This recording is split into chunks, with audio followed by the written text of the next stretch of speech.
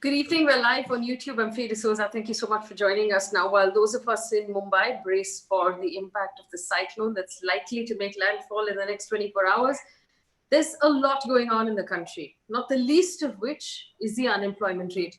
India's unemployment rate, according to the Center for Monitoring Indian Economy, is currently at 23.48%, and that is shockingly high. Now, we could nitpick over what it was last month and what it is this month, but I must remind you that through the course of the last 2 years, I've spent time doing conversations on how an unemployment rate of 7% or 8% is very, very high. And now we're talking about 24%, 23%, which means effectively, shockingly, one in every four Indians is unemployed. And that's the shocking bit. I want to just, bring in my panelists, but first, let me just read out some of the data that's come in for the month of May for you. And the reason why we're doing this is because I know there are so many of you who are worried about your particular sectors, or where the layoffs will come in, whether sectors will do well or do badly. NASSCOM published a survey for May that said 9 out of 10 Indian startups are currently bleeding, which means that they'll have job cuts. They've also said out of 250 startups in India in April, 62% were suffering severe revenue declines of over 40%. Tech companies have begun laying people off. Book My Show, Zomato, Swiggy, Ola, Uber, Oyo, I beg your pardon, Make My Trip, CureFit, which is the cult chain of fitness centers, have all laid off people. What does this mean for our jobs? And I have just the panel of experts to have that conversation with. Professor Santosh Mehrotra, who teaches economics at JNU, joins us. So does Rituparna Chakraborty, who is a co-founder at TeamLease.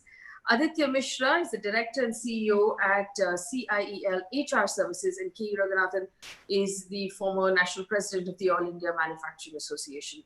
Welcome all of you to this conversation, and thank you so much for joining us. Let me start with Professor Mehrotra. Good evening. Good evening. Would you explain to us what this unemployment number really is? How worrying is it? Do you expect it to get worse over the next couple of months?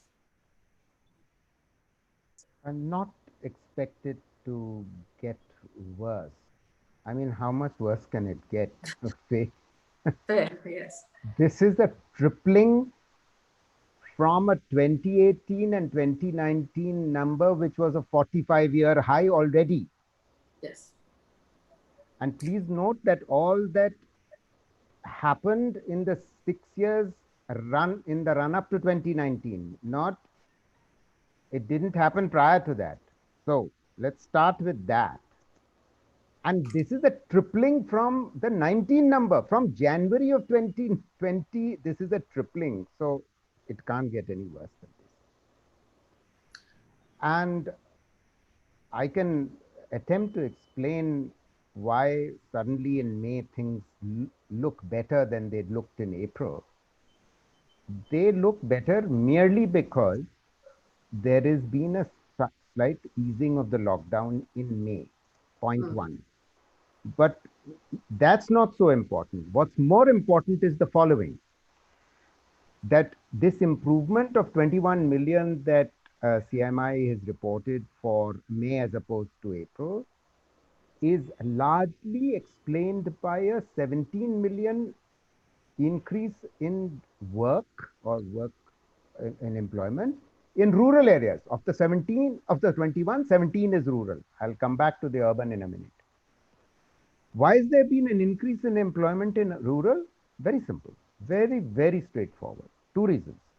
One, there's been a massive uptick in the provision of Manrega work and demand for Manrega work and a provision for Manrega work, because millions have gone back, eight or so millions have gone back to rural areas, which itself is a disaster. We can come back to that later.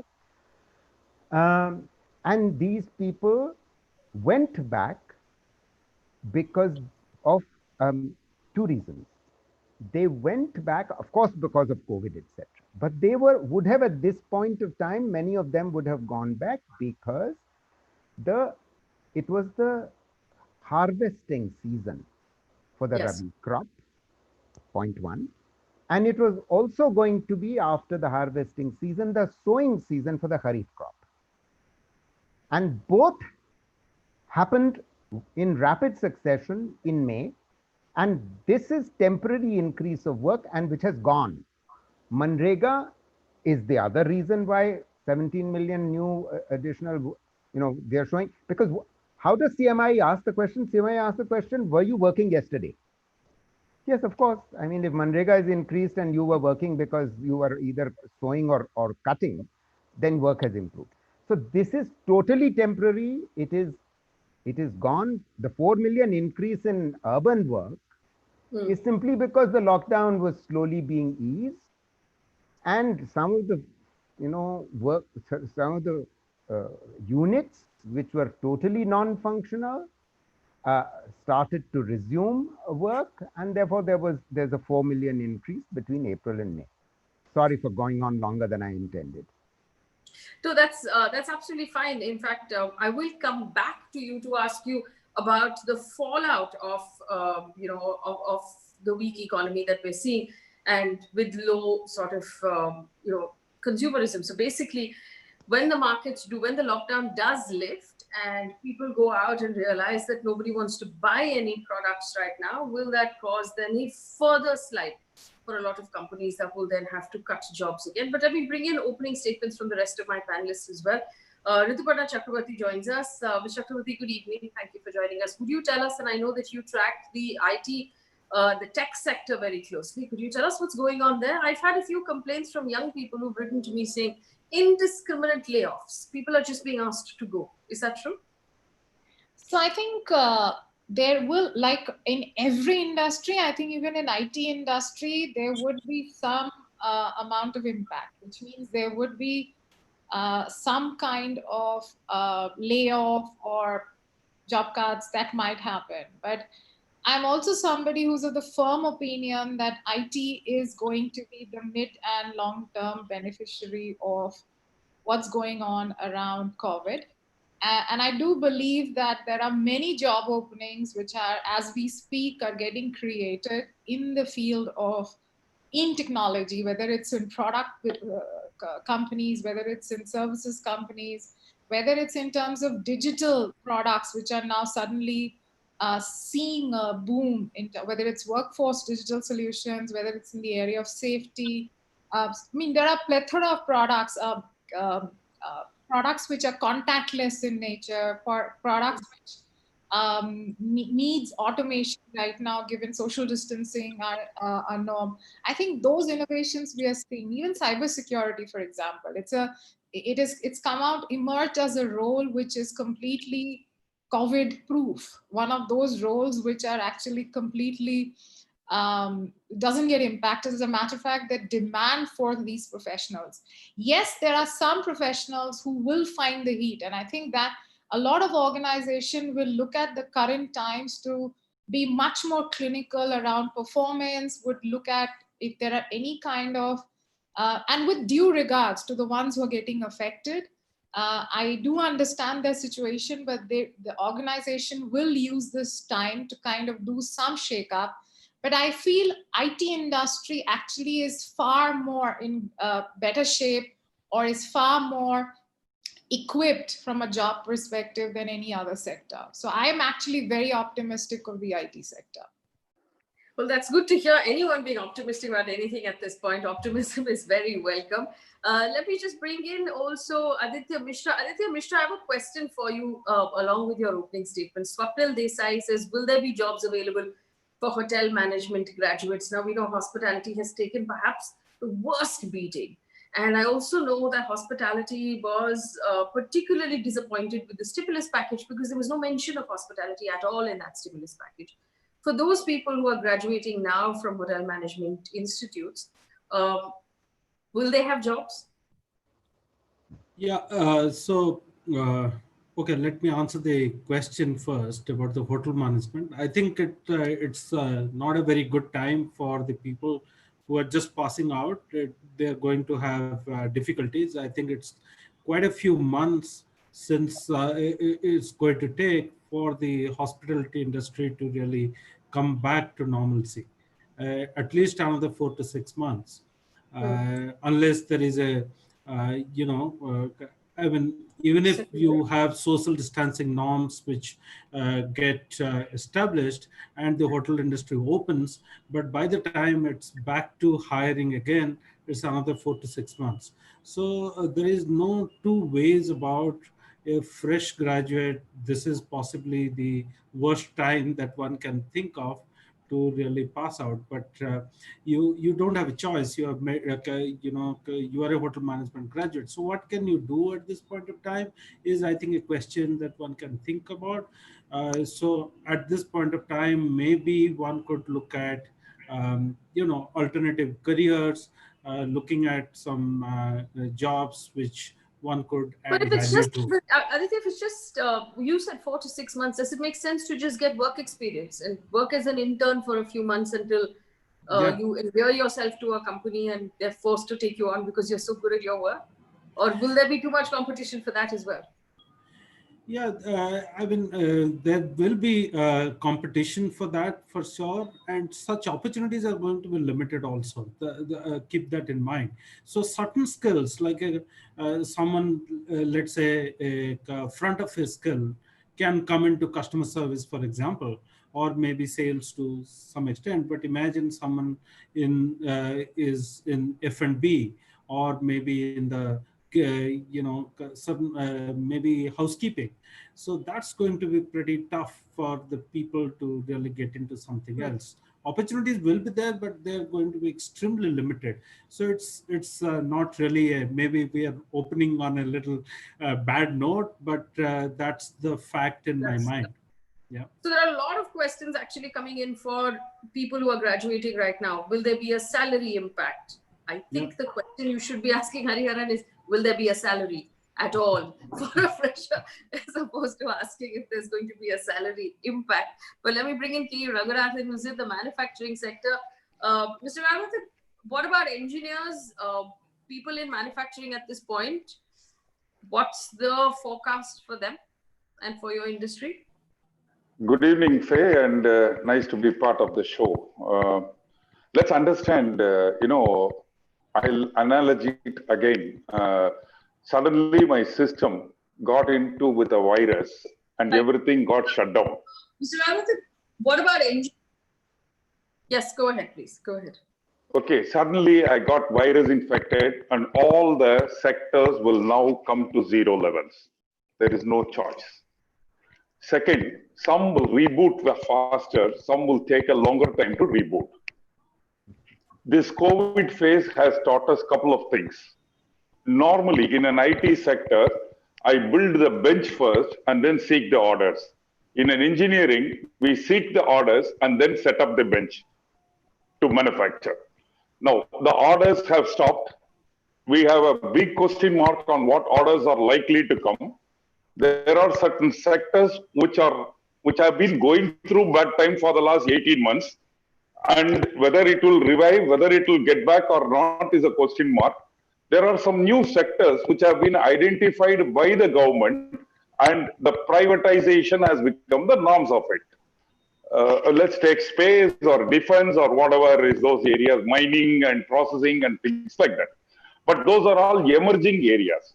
But in my opinion, what will rebound faster, in my opinion, is anything that is connected with pharma, organic food processing industries, agriculture in terms of engineering in agriculture, mechanization, modernization in agriculture, and then e-tailers, e-commerce, and e-entertainment, fitness, healthcare, medical electronics, computer-aided machines, CAD/CAM designs, digital entertainment, media content writing. All these things will become livestock, dairy, delivery mechanisms, Ayurveda, Siddha, natural. All these will get into the packets. Now, conventional engineering, that's what will be the next question mark. Where will be the conventional engineering going into? Now, conventional engineering will now look at two phases. One, gone will be any product which has got single purpose usage. We will today look at any product which has got multiple usage facility infrastructures. Take, for example, the mobile phone. It is originally, it is meant only for communication. But today a mobile phone is not sold for only communication. It is sold for the camera functions or the video functions or the data sourcing, many things. Same way in engineering, you will find multiple compositions will come. Second will be economic viability. Whatever the product I was selling before COVID at 100 rupees, hereafter I will not be able to recover more than 70 rupees. The people will not be able to offer me more than 70 rupees. Yes. So economy of sale will come. Then the Yes. third one, in terms of employees also, hereafter gone will be the days where I will have a full-time employee for one particular job. I will have a multitasking, I will have a flexible working hours, I will have a flexible working place, I will have an employee who is billed for me for result oriented, not monthly salary oriented. They will be billed hereafter on result oriented. Like in US, pay by hour, engage them for when you need them. All these things will set in every part of it. If you call it in accounts, there will be a data entry job available. If you call it in finance, there will be account handling based fees will be there. Success based fees will be there. Marketing will be commission based.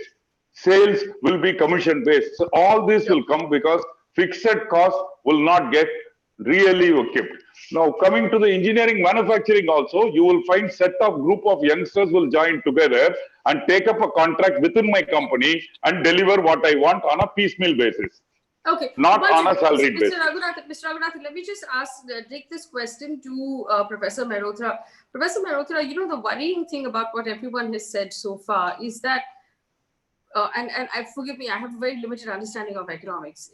My worry is this: if people have gone back to their villages in large numbers, and they are now relying either on agriculture or Manrega to get them employed. And Manrega is largely ditch digging, really. There's no real ambition in Manrega. Will this affect the ability to buy things? So suddenly we have a large number of people who were living in urban India who were buying biscuits, they were buying, they were using apps, they were using facilities, they were using things that are available in urban India, and now they're no longer here for a certain period of time at least. Will this then impact the economy and send us into a second cycle of, the loss of demand resulting in more job loss? And you say that you're not an economist. You've said it. The fact of the matter is that you've understood the problem perfectly well. Unfortunately, I have not understood why the government is not understanding this. And, just while our panelists were speaking very wisely, I was reading something by a deputy governor, a former deputy governor of the RBI, who's saying, I'm saying this is a former deputy governor of the RBI who's saying that because there is no demand dimension in the stimulus, even if the loans that are being, and I know Raghu will have many things to say about the loans that are being offered, even not if the offered, we'll come back. but are being announced. No, thank you. I know. Even if they are being announced and let us say they will come on offer, and firms begin to produce, who's going to buy them? You're absolutely spot on. What will happen on account of Manrega work and then, serious underemployment in agriculture returning, which was the fate of our economy all the way until 2004, I'm sorry to say, demand will not revive. And you actually put your finger on it, that, what had led to job losses until about 2018-19 was precisely the labor-intensive manufacturing sectors, the kind of products that you were mentioning, biscuits, in other words, food processing, lost jobs, leather and footwear, lost jobs. Who were the new people who were demanding products until about, 2013-14? They were the new non-poor who, on account of the rapid growth in non-agricultural jobs, 7.5 million new non-agri jobs were being created after 2004, all the way until 2012-13, when only 2 million people were joining the labor force. So people were being pulled out of agriculture. Now we've pushed people back into agriculture. We've taken our economy back by 15 years. Yes. 15 years. So if there are too many people, there were already too many people in agriculture. And if there are now even more people in agriculture, that means real wages are going to fall in the open market in rural areas. That means demand in the rural areas, which account for some 65% of the nation's population, is going to collapse. So you are absolutely spot on. So, Yeah, if I and I can, would, yes. can I add just one or two points to this? Again, this is not a point on economics, but just that whatever we observe in the market. So one aspect is about this migrant labor. You know, the people who have gone back. So of course that has been a major issue, and it has been reported widely and all of that. But what we see is that there could be some, I don't know, maybe 100 million migrant workers across India who are working possibly in the richer states where jobs are there. So maybe about a million, or maybe the government statistics is about a million.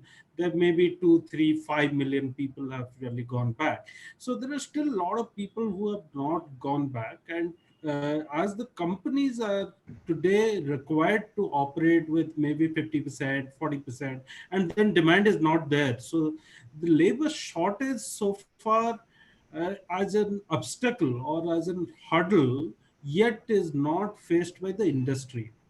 Okay. And as Professor Which Mehrotra industry said, are you referring to?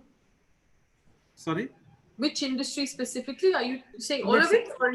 no, manufacturing, logistics, where these people really work. So now those sectors haven't really faced the challenge due to labor shortage. I mean, in general, there are companies who are really facing challenges because they were largely dependent upon the migrant workers, and they have gone back. But I'm saying in general, and like Professor Mehrotra said, that these people have gone back to agriculture because just for the safety net or perceived safety net of the villages or the folks in the hometowns.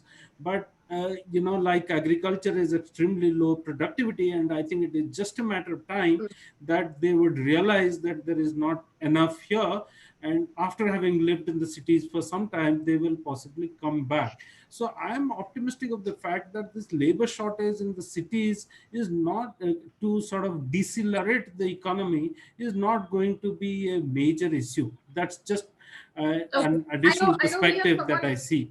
Yes, I know we have someone on the panel who disagrees. Mr. Raghunathan disagrees because I know that he's been writing extensively about the fact that his sector is struggling because A, the government has not actually released any of the loans that were promised to his sector, and B, even if they want to begin production again, there's no labor.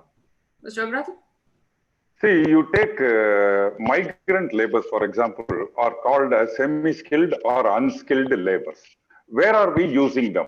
We use them for any stereotyped work or lifting work and, those kind of errand jobs.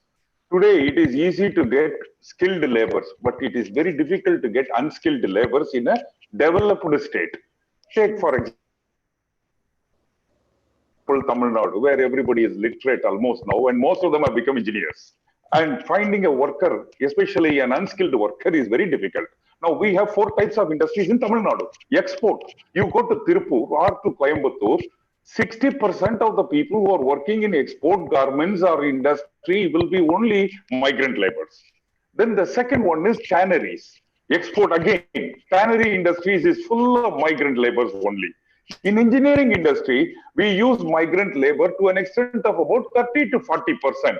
For where we use them is when we ship the materials, we need somebody to load them, unload them, pack them, and then installation at the site, and then service. Somebody goes along with the engineer who brings back an equipment or takes an equipment along with him. He doesn't need a brain, but he needs an hands. He needs a presence of that person. So all these things, I would say most of the industries who had restarted in the last 10 days to 15 days, that's a time, 20th of May, relaxation came into the picture, and the containment areas were allowed to work with 25% staff to 40% staff, rest of the areas with minor labors. So I have got the feedback from most of the industries that they are having a biggest problem today with manpower.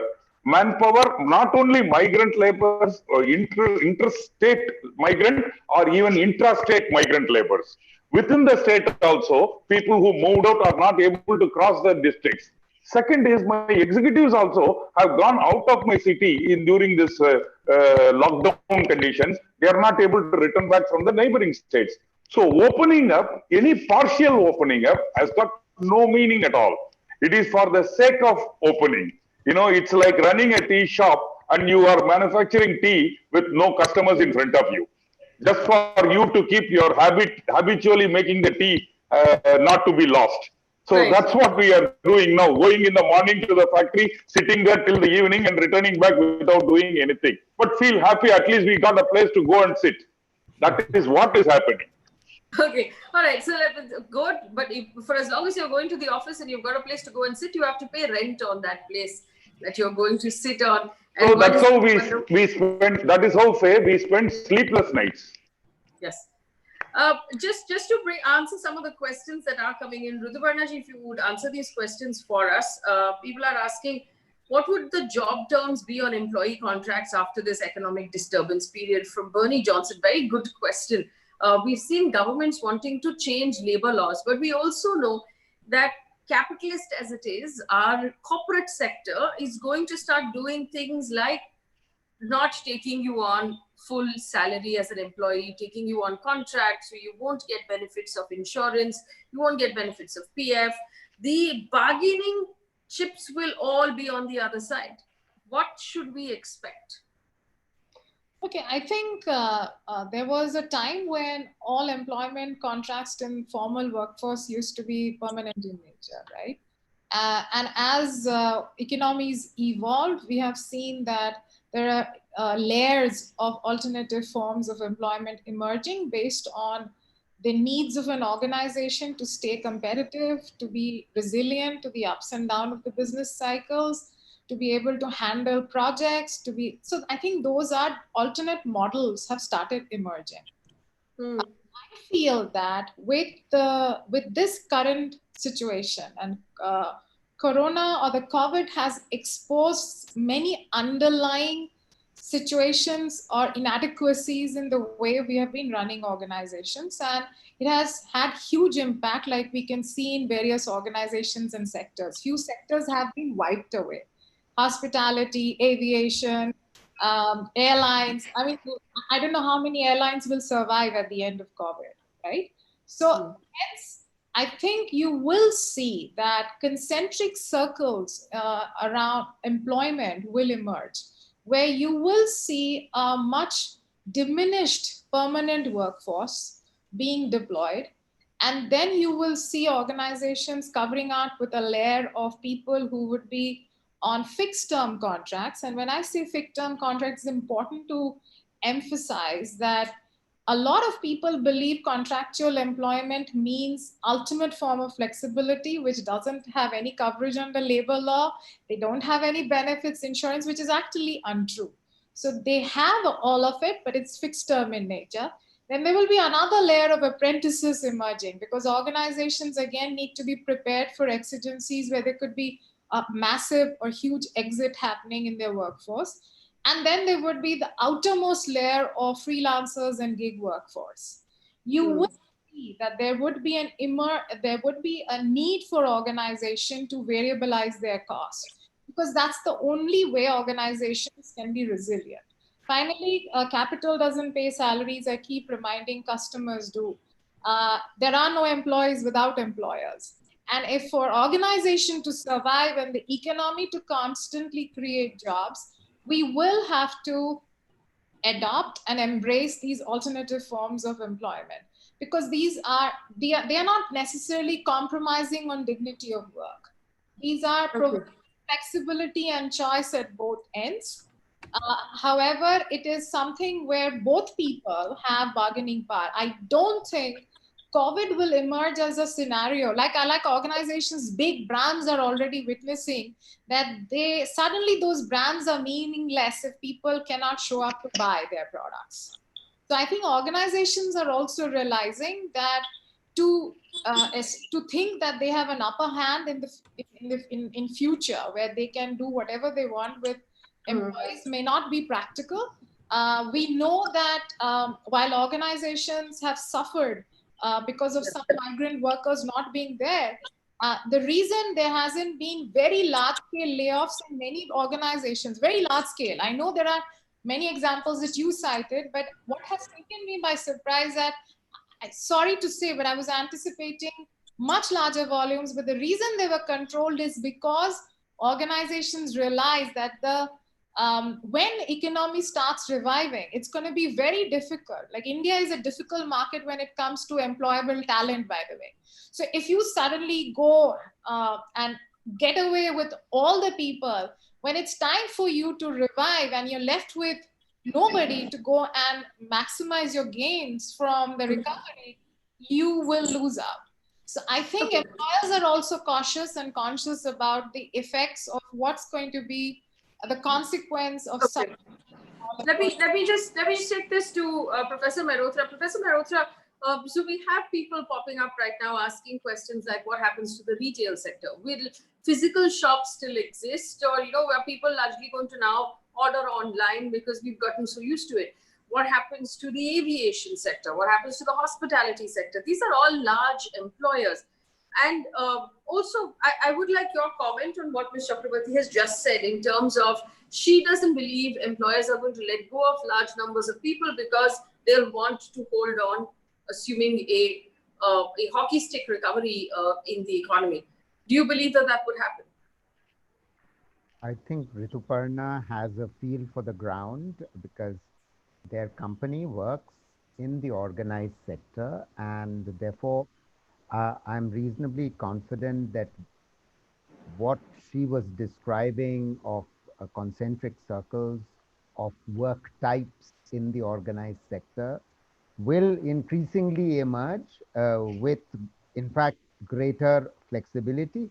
This is almost inevitable in a labor market where jobs are going to be growing very slowly. Jobs have to first return to the levels of, of the, in other words, unemployment has to go back to the 45-year high as opposed to the, near infinity level that we've come to. So, she's almost certainly on the right track. So I don't have to say very much more than that. So when I ask you about the aviation sector and the retail sector, do you believe that people on the employed in retail those sectors? Yeah, sorry, yes. I didn't answer your retail. Yes. On the retail, it is certainly true that there will be more jobs in e-commerce. On the other hand, it's almost certain that there'll be fewer jobs in physical retail. Certainly until either COVID subsides or we get a vaccine or we get a cure. So in other words, I mean, people in India love physically doing the shopping. There are the most educated, the most upwardly mobile who want to do it online, but most people don't do it online. And then this is when you and I are talking to each other, we believe that everybody is online. That's not true at all. That will return, but it will take several years to return for the simple reason that we may not have a vaccine for another year. We may not have a cure for even longer. And which brings me back to the point that Aditya was making. I'll make it very briefly. That, only about 1 million people have gone back of about 100 million migrants. First of all, Aditya, there are only 60 million migrants, both interstate as well as intrastate. Point one. Point two, nearly 10 million have gone back. It's not as small as you think. So this is a catastrophe for agriculture. So demand will truly collapse in agriculture. But let me not say more because I really want to hear more from Mr. Raghunathan, who's just completed a survey of MSMEs. And I think we need to learn from him about what was the outcome of the survey, because it is truly grim. Mr. Raghunathan, go ahead, please. See, we are all clueless. Actually, Faye, we are all clueless. We, in the sense, whether it is employer or an employee, we are clueless now. We are in for a turbulent ride. Roller coaster drive is expected, but some are used to, some are not used to. And we don't know what to do. That is the real situation. You take any segment, minimum 3 months for us to come back to a light at the end of the tunnel. Minimum 3 months. After that, another 6 months it will take for us to wipe out the pains what we have gone through for the last 6 months. The 3 months then, 3 months now. It will take another 6 months. So next 1 year, in our opinion, the financial year 20 to 21 is finished now itself when we start the game. Now what are we left with? There is no money, there is no manpower, there is no material. And what are we then left with? Hopes is the only thing. And then what we do with the only hope is every day we wait. Will there be an announcement coming today? Will there be a press meet of the finance minister today? Will there be a press meet of a MSME minister today? We are only living with hopes. Then announcement come. Then we start looking whether the announcement will become reality. If so, when it will become reality. As you and I are talking today is second. The announcement of EMI cancellation for the next 3 months came almost about 12 days back.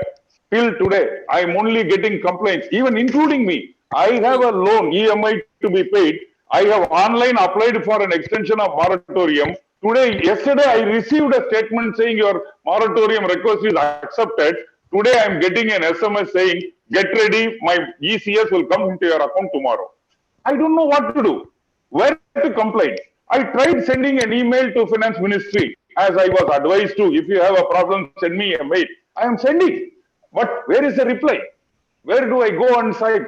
In Ambattur in Chennai, yesterday morning, somebody has gone and given a police FIR against a finance company because 4 days ahead of time they have taken his money from the bank. He had kept some 65,000 rupees for some expenditure. They have taken 4 days before the ECS date. They have complained in police. It has come in all the press. Now, what do you think? I will feel happy, no? Because someone next to me has suffered more, no? It is like making a line look smaller. You draw a bigger line next to it. Now, to make my problem look smaller, I see somebody who is struggling much more than me. Is this the life? This is not the life. But it will come back. It will come back. I'm telling you, it will all come back. People who are seeing this program, please have confidence and faith and have patience. How long I may not be able to say, but you may have to compromise on your salary. You may have to compromise on your working hours. You may have to do heavy compromises, but there is a hope at the end of every tunnel. That's all I can say. When Well, is that's this very hope? well said. Let me just say two sentences about when is this hope in the tunnel. Yes, and also, Professor Mehrotra, along with what you're going to say, there's a question that's coming from Shafi who says, what about teachers, trainers, educators? Since you are a teacher yourself. So let me answer that question. Let me answer that question first. I think there is going to be an increased demand for teachers, trainers, educators, for the simple reason that many young people, knowing that they will not get jobs, will not even be looking for a job. And we know that they will be falling out of the labor force. We already have 100 million people who are not in education, not in employment, not in training. In other words, that's what they are today. 100 million, that was already an increase of about 25 million. Point I'm making is that when they know that they're not going to get jobs, they better skill themselves better. So who will skill them? Well, obviously teachers, educators, trainers. So there is no question. Demand for them will increase. Now, on the light at the end of the tunnel, I think Mr. Raghunathan was spot on. I mean, I was just reading earlier today that India ratings has said that the economy will come back to relatively normal only in 22-23. Let's remind ourselves that the RBI governor told us that this year is gone, there'll be a massive contraction. And in next year, meaning in fiscal year 21-22, the economy will revive in the second half. So RBI governor himself is saying so. So in other words, India ratings is actually merely reconfirming what the governor of the and there is just no question that the light at the end of the tunnel will be seen only in perhaps the beginnings of calendar year 22, when we will see perhaps a return to normal of 1920. Agree. I agree. The beginning If of I can- 2022. So we have all of 2020 and 2021, which would be, and you're talking about January 2022. Wow, that's a long wait. The other question that has come in to anyone who wants to answer this question is this, Sumit asked this question, is this a good time to start a business? Aditya, do you want to take that? No. Oh my God. Adi. All right. Yeah. Is it a good time to start the business? I think there are so many, so less job opportunities right at this point of time. People are going to lose their jobs as well. So what do? You have to find some gainful employment. So one of the best ways of underemployment or kind of living on hope is that you become an entrepreneur, like many of us have become. So I think, yeah, is it a good time? Possibly, yeah, jokes apart, I think there are a few sectors where things are looking better. I think some of these are not fair to really paint with the same brush, while on an overall scale, this may be true. But there are certain sectors. For example, we see, since we work largely in the organized sector, we see, for example, FMCG as a sector, essential commodities, some of the direct-to-home deliveries. There is demand coming back because of possibly changes in customer behaviors. Maybe in the IT side, what we started this program with, Ritu talked about the cyber security, various digital economies. So there is, sort of things coming back. So if somebody is looking to start a business in that sector, maybe somebody has a new idea what we have not tried. For example, salon services, right? Salon and spa services. There are very few companies today who are delivering at home, providing the service at home. Maybe that will increase. We don't know. So there is possibly an opportunity. So we as a country are extremely entrepreneurial. I hope that there are ideas like this. And if the fund of funds and all of this really comes to light, I echo some of the sentiments that Raghu sort of brought up, because as an entrepreneur, I face that. If it works, maybe it is good. But is there anybody who's going to fund such ideas? How open are PEs, VCs, or HNIs to fund such ventures? I don't think so. So it's not, not that easy. I was holding my breath a little bit for your answer, Aditya, because I've just turned entrepreneur myself. Yeah. So I was like, okay, I hope he doesn't say this is a bad time. But yes, it's an interesting time because there's a lot of talent, excellent talent in the market to hire. There are great people right now who want to partner, who want to look for jobs. In terms of equipment, in terms of commercial spaces, office spaces, costs I expect are going to come down a great deal post-COVID, and that might actually make launching a business a little more affordable. Mr. Raghunathan, can I say something? Yes. No, I just wanted to add on. Starting a business at any point of the time is the happiest moment of one's life. Number one. Number two is when the going is tough, the tough gets going. Number three is today when somebody starts on own business, the competition for him will be much lesser because 35 to 45% of the MSME existing would all get wiped out. So the competition is much lesser for him today. Then number four is today, next to 1 year, he will go through the worst of his life. So he is rugged, he is ready. Then anything after that will always be only positive. So the best time to start our enterprise is today. So it's good. Raghu, are you being serious or are you not? No, I'm very serious. No, I'm very serious, Mehrotra. I'm not. I'm answering somebody's mind. So I have to be very clear. I'm not joking at all. Today, starting an enterprise, you have no choice because opportunity in getting jobs are less.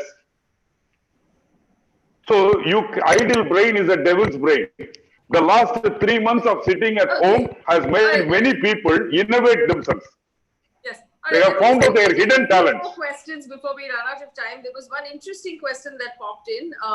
Someone asked about the development sector. Yes, Dilshad Hussain says, any insight on the development sector? Rituparna, Chakraborty, this is the NGO sector or the sector that works not for profit and for development. And I just want to add one piece of information that I discovered in the last 2 days. Apparently, because the PM Cares Fund has been so popular, it has absorbed a lot of the funding that would have normally gone in CSR to the development sector. So several NGOs have in fact been laying off people because they have not received the funding from corporates that they would have normally received. It's gone towards the PM Cares Fund. Do we see that reversing, or do we see that sector improving at any point? Ms. Rituparna Chakraborty. Yeah, I think, of course, I have Professor Mehrotra is there, who's the economist who can actually speak more about how funds get allocated to the development sector. But from a practical knowledge, from what I have understood, that development sector benefits in good times, definitely, because organizations take a more philanthropic approach.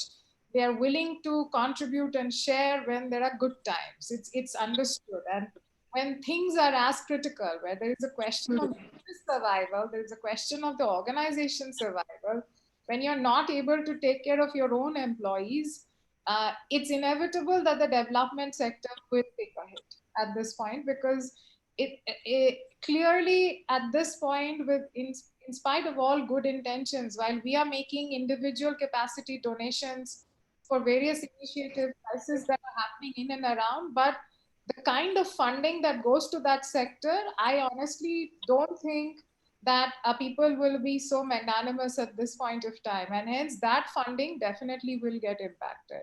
So goes without saying. So I think that's the reality of the development sector. And hence if somebody is looking for job opportunities in that sector, I mean, look, there could still be an opportunity where they're hunting for good talent, but it's not something that would be more rare phenomena than something which is an acceptable phenomenon. Yes.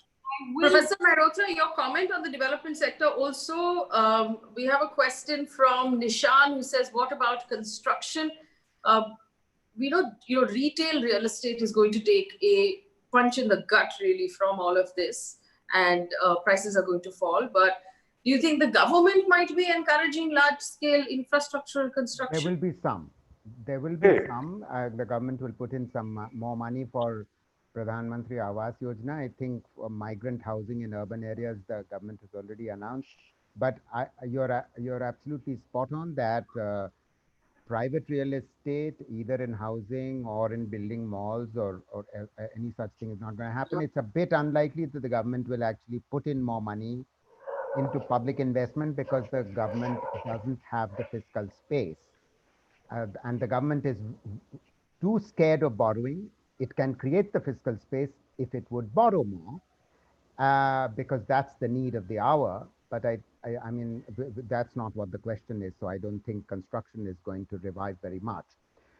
Sorry, but what was the main question? I forgot in my... The development sector. Development, yes, development. Well, I think Rituparna's understanding is quite correct. And it is ironic that CSR could have been made available to the development sector to a larger extent, but it is obvious that corporates are playing it safe and using CSR to put park funds into PM Care Fund.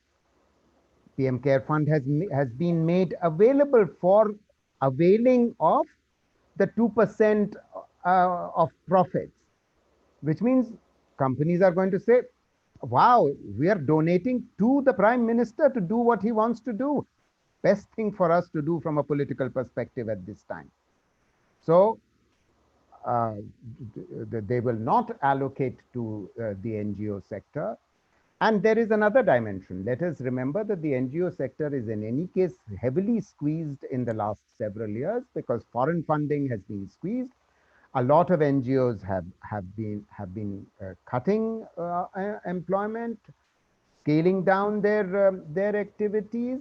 Yeah. And let us remember that foreign foundations, the COVID is a global pandemic.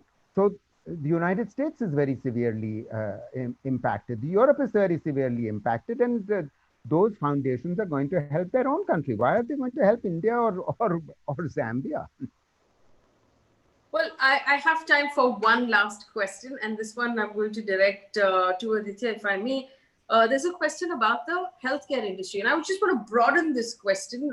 One of our viewers have asked us about healthcare, and this is Darik P, who says, will the government increase a portion, a contribution towards healthcare, and will that create more jobs? I also believe that on some level, maybe citizens like us who haven't put enough attention and demand on healthcare. We focused our energies on private healthcare because it suits our purpose. But now we've finally seen a situation where we are as weak as our weakest link. So if the government, systems are not working, if the poorest in our country are not getting beds and care and ventilators and isolation, then all of us are at risk. So will this lead to government focusing on building up those infrastructures, of more pressure coming from the press, from the media, from citizens on every budget day? We should be asking, how much did you put for healthcare? And not looking at any of the other things, because that we've realized is the difference between life and death. We've made a mistake of not asking that question for the last many, many decades.